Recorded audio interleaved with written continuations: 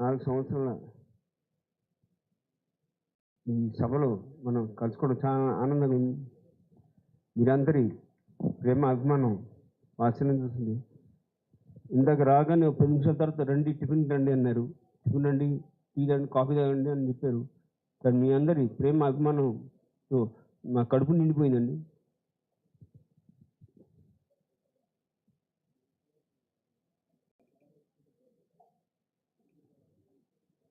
మరి వేది మీద ఉన్న పెద్దలకి, మంత్రివర్యులు తుమ్మల నాగేశ్వర గారికి, వీరసేన అభిమాని మా స్పీకర్ గారు అలాగే తుమ్మల ప్రసన్న గారికి, శ్రీనివాస గారికి, ఇప్పుడే ఇచ్చేసిన డివిఎస్ రాజు గారి అబ్బాయి వికి రాజు గారికి, మా కాకా సత్యనారాయణ గారి సోదరులు నాగేశ్వర గారికి, కేఎస్ రామారావు గారి నిర్మాత కేఎస్ రామారావు గారికి, అలాగే వేదిక ముందున్న పెద్దలకు, వీర అభిమానులకు, ముఖ్యంగా మన నందమూరి తారక రామారావు గారి వీర అభిమానులకి అందరికీ పేరు పేరు హృదయపూర్వక నమస్కారం తెలియజేస్తున్నాను. చైతి జయకుడు తెలుగోడ గతమంది ఘనకీర్తి కరవాడని మన తెలుగు జాతి ఔన్నత్యాన్ని ప్రపంచ నలుమూల వ్యాపించేసిన మన తెలుగు తేజం, మన తెలుగు పౌరుషం, మన తెలుగు వెలుగు, తెలుగు గుండె చప్పుడు, మన విశ్వవిఖ్యాత నటసార్వభౌముడు పద్మశ్రీ నటరత్న కళా ప్రపూర్ణ డాక్టర్ నందమూరి తారక రామారావు గారి పేరిట ఎన్టీఆర్ లిటరేచర్ 2023లో స్థాపించబడింది. వారు ఈ కమిటీ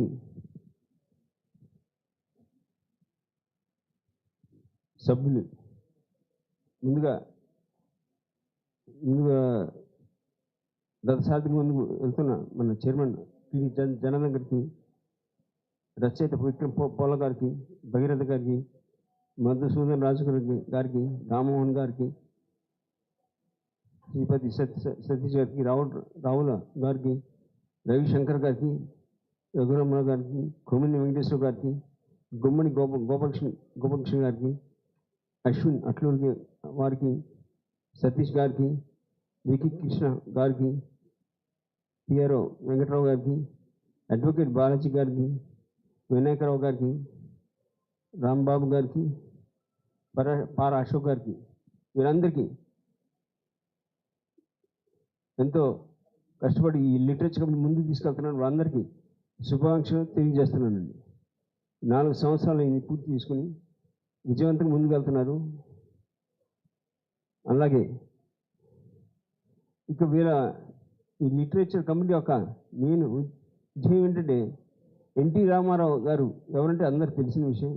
బట్ ఇక ఎన్టీఆర్ హూజ్ ఎన్టీఆర్ కాదు, వాట్ ఈజ్ ఎన్టీఆర్ వ్యత్యాసం ఉంది. Who's NTR, what is NTR వ్యత్యాసం ఉంది. వారి మెయిన్ ఆబ్జెక్టివ్ అతన్ని అది ముందుకు తీసుకెళ్తున్నారు. వాట్ ఈజ్ ఎన్టీఆర్ అని చెప్పడం.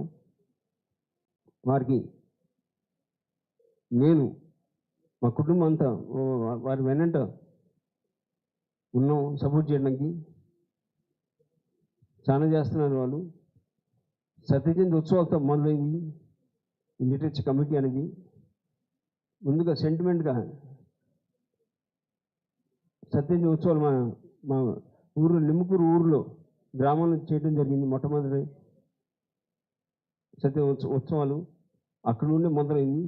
అక్కడ నుండి మళ్ళీ హైదరాబాద్లో కేతలపూర్లో విజయవంతంగా సాగింది. అక్కడ నుండి మళ్ళీ విజయవాడ, అక్కడి నుంచి దేశ విదేశాలు, మద్రాసు పక్క రాష్ట్రం తమిళనాడు మద్రాసు కానివ్వండి, దేశ విదేశాల్లో అన్ని చోట్ల విజయవంతంగా చేపట్టి ముందుకు వెళ్తున్నారు.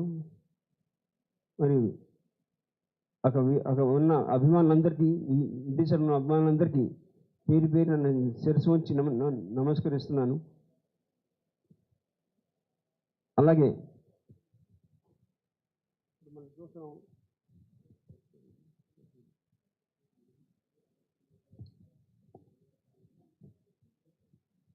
లిటరేచర్ కమిటీ వారు నేను హూజ్ ఎన్టీఆర్ అనేది భగీరథ గారు, విక్రమ్ పోలి గారు శక్తిభూషణ పుస్తకం రచించడం చేయబడింది. దాని తర్వాత భగీరథ గారు తారక రామం పుస్తకం రచించడం చేయబడింది. దాని తర్వాత విక్రమ్ పోలే గారు ప్రజాస్వామ్య పరిరక్షణ వేదిక పరిరక్షణ ఉద్యమం సజీవ చరిత్ర అనేది వారు రచించడం జరిగింది. టిడి జనార్దన్ గారు వారు స్వయంగా వారే 4 పుస్తకాలు రచించడం జరిగింది. మహాపురుషుడు మైలురాళ్ళు, అలాగే వారి అసెంబ్లీలో ప్రస్తావన చేసిన ప్రసంగాలన్నీ కూడా ఒక సమకూర్చి ఒక పుస్తకాన్ని తీసుకొచ్చారు. అది కూడా కాదు, ఇంటర్వ్యూలన్నీ కూడా ఎన్టీఆర్ ఇంటర్వ్యూలన్నీ సమకూర్చి చరిత్ర ప్రసంగాలని పుస్తకం తీసుకురావడం జరిగింది. ఇలా వారు నాన్నగారు ముందు వారు ఏం చేశారో, వారి ఉద్దేశాలు ఏంటో ముందుకు తీసుకెళ్తున్నారు, విజయవంతం ముందుకు తీసుకెళ్తున్నారు. వారందరికీ పేరు పేరున హృదయపూర్వక నమస్కారం తెలియజేస్తున్నాను. ఈ అభిమానం ఈ విధంగా చాటి చూపించడం. ఇక మన అన్న ఎన్టీఆర్ వారి గురించి ఏమని మాట్లాడాలి, అందరూ మాట్లాడారు. వారి గురించి ఎంత మాట్లాడి తక్కువే, కానీ తీరదు. ఆయన ఒక మహాపురుషుడు, యుగపురుషుడు, కళామ తల్లి వరాల బిడ్డ, దైవ స్వరూపుడు.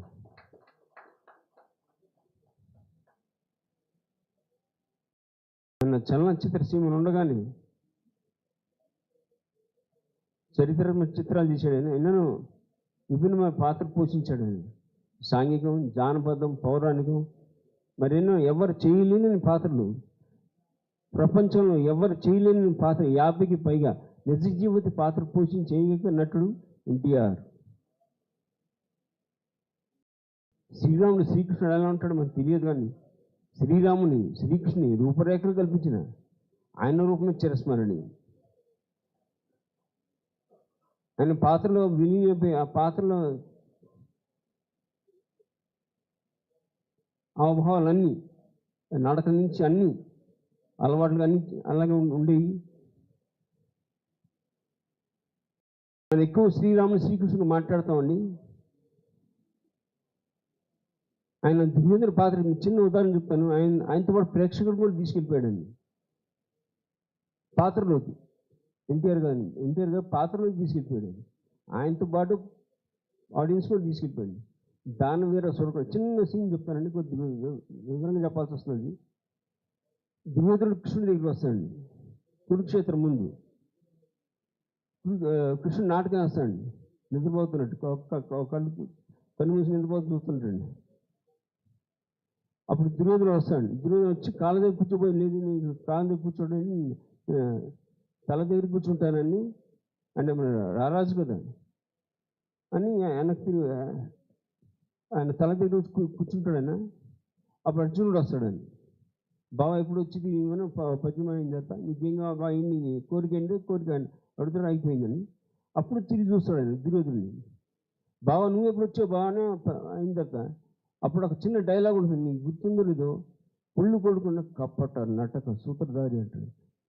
అందరూ ఏళ్ళ కొట్టారండి, ఇద్దరా దుర్యోధనుడు అండి. అంటే అందరూ మర్చిపోయారు అక్కడ, ఇటువంటి ఏరియా అటువంటి ఏరియా, కానీ ఇక్కడ దుర్యోధనుడు కనిపిస్తుంది అందరి ఆడియన్స్కి. అందరూ ఏళ్ళ కొట్టారండి. కపట నటక సూత్రధారి అండి, పళ్ళు కొడుకున్న డైలాగ్ చెప్తాండి. దట్ ఈస్ ఎన్టీఆర్ అండి. ఆయనతో పాటు ఆడియన్స్ని కూడా తీసుకెళ్ళిపోయాడు. ఆయన మహానుభావుడు. ఆయన మీద ఎంత చెప్పినా తక్కువే. ఆయన ఒక నటుడుగా అగ్రస్థానంలో ఉంటూ ముందుకెళ్తున్న వేళ ఇంకో పక్క మన తెలుగు జాతి, తెలుగు ఆత్మగౌరవాన్ని భంగం కలుగుతుందని, అనేం జరుగుతుందని, మళ్ళీ మన తెలుగు జాతి ఆత్మగౌరవాన్ని నిలబెట్టాలని నేను ఒక తెలుగోడిని, తెలుగు బిడ్డను, తెలుగుదేశమే నా పార్టీని రాజకీయ పార్టీ నిలబెట్టి చేతి జయకుడు తెలుగోడ గతమంది ఘనకీర్తి కలవడాన్ని 9 నెలలు రాష్ట్రమంతా తిరిగి మన అన్నగారు హరికృష్ణ చేతుల రథసారిగా ఉంటూ 9 నెలలు కష్టపడి మళ్ళీ 9 తిరుగులకు మన తెలుగు రాష్ట్ర ప్రజలు వారిని ముఖ్యమంత్రిగా ఎన్నుకోవడం చేయడం జరిగింది.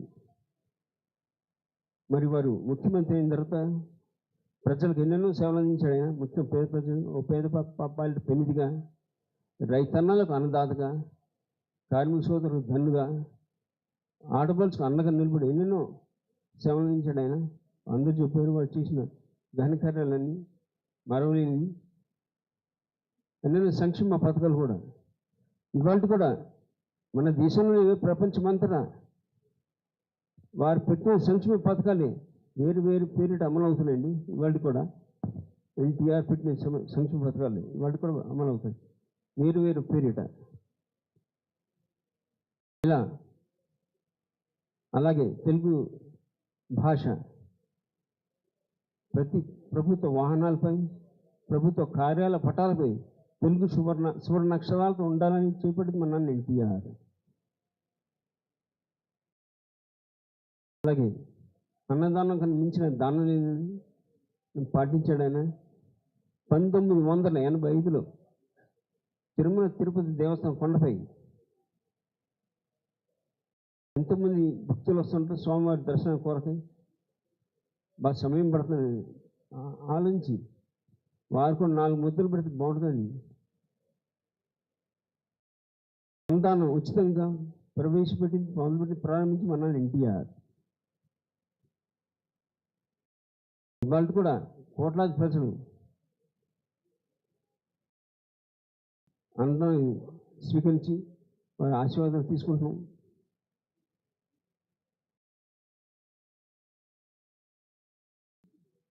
ఇందాక కుటుంబ వ్యవస్థ గురించి వచ్చిందని ప్రసన్న కుమార్ గారు చెప్పారైనా. మా అమ్మగారు కుటుంబం గురించి,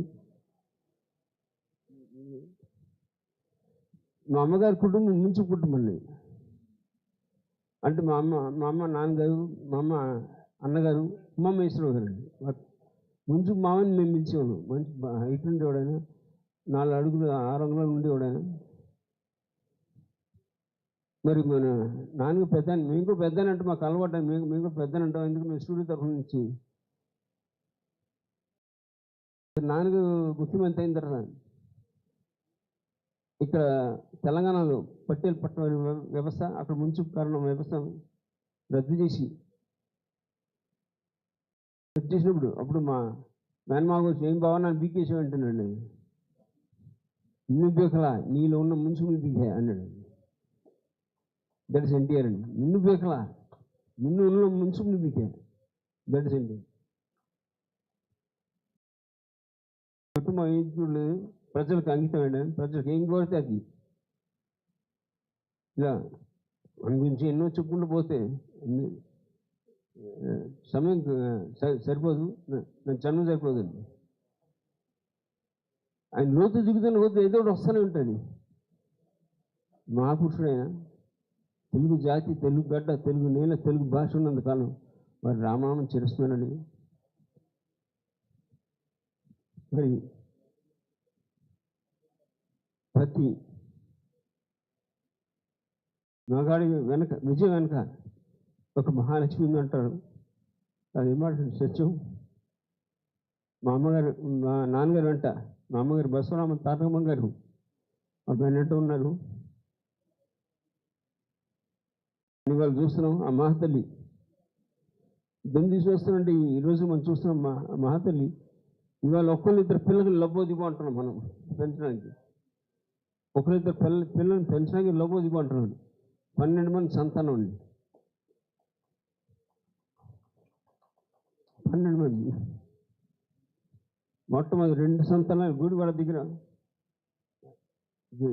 అక్కడ పుట్టడం ఇద్దరు రామకృష్ణ అన్నయ్య, జయకృష్ణ గారు. దాని తర్వాత మద్రాసు రావటం, అంటే మేమంటే అమ్మ నాన్న మద్రాసు రావటం, అక్కడ సినీ జీవితం ప్రారంభం అవటం అక్కడ జరిగింది.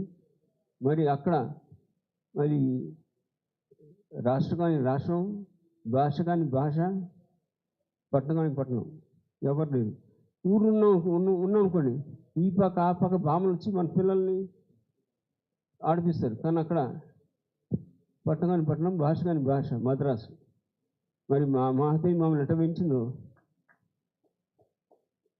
అది చరిత్ర. ఇలా 12 మంది ఆ బిడ్డలో జన్మించు, ఎప్పుడు జన్మించేసి ఏమో ఇప్పుడు అంటే భావిస్తూ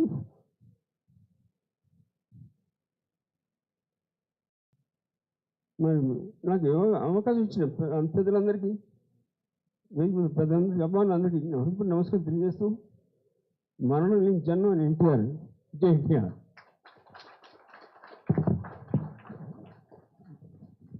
ధన్యవాదాలు సార్, చాలా ఎమోషనల్ స్పీచ్. అలాగే ఇప్పుడు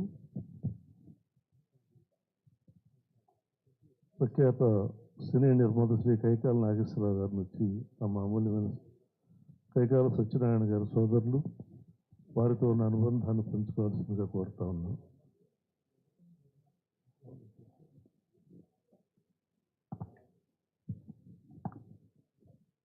అందరికీ నమస్కారం.